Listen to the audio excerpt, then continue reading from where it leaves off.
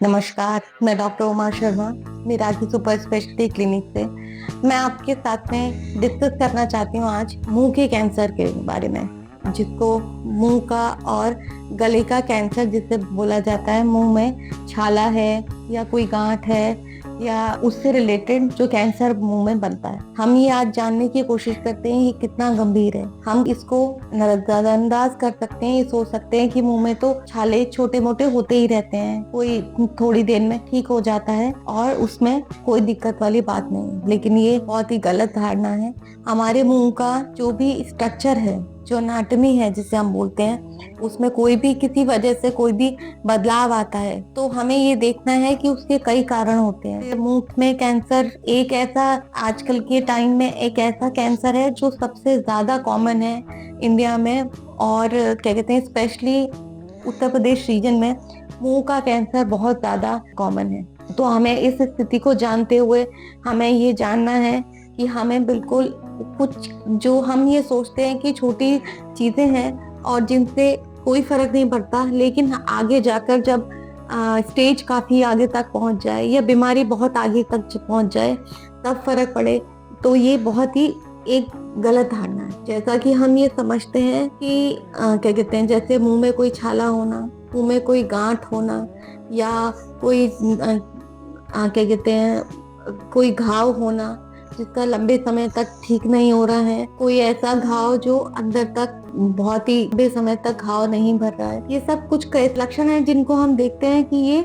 मुंह के कैंसर में सबसे ज्यादा पाए जाते हैं। हम ये देखते हैं कि जो कारण है इसका, सबसे ज्यादा कारण तंबाकू है इसका। इसमें तंबाकू खाने से मुंह का कैंसर बहुत ज्यादा कॉमन होता है। उसके अलावा अगर कोई आपका पैना दांत है या मुंह में कोई चोट लगी है जिसकी वजह से बार बार ऐसा घाव है जो भर नहीं पा रहा है, उसका भी कैंसर बनने की संभावना होती है। शराब जो अल्कोहल कंजप्शन है वो एक महत्वपूर्ण कारक है, और एक एचपीवी वायरस है, ये भी एक कारण माना जाता है। तो हमें ये ध्यान रखना है कि जब मुंह में कोई भी घाव है उसको नजरअंदाज नहीं करना है और उसे डॉक्टर के साथ में तुरंत चेकअप करवाना है। हम ये देखते हैं, एक हमारे पास अभी रिसेंट में मरीज आया था। अब उस मरीज में शुरुआत में वो मेरे पास छाले के रूप में आया था जब वो गांठ थी। फिर उसने कहा कि मैम ये छाला है। मैंने उसको समझाया, उसने बायोप्सी कराई, उसने बायोप्सी ने करा के मैंने उसको बताया कि इसमें ऑपरेशन की जरूरत है, आपकी इस बायोप्सी रिपोर्ट में कैंसर निकला है। बट वो उसने बोला कि मैडम ये छाला है, मेरा ठीक हो जाएगा दवाई से लेने से। और वो दवाई लेने के 3 महीने के बाद में लेता रहा अपनी मर्जी से, और वो 3 महीने के बाद में आया मेरे पास में। जब वो 3 महीने के पास में पश्चात दिखाने आया, तब उसका जो छाला का घाव था वो काफी ज्यादा बढ़ गया था। पहले वो मुंह के अंदर था, अब वो बाहर चमड़ी तरह आ गया था।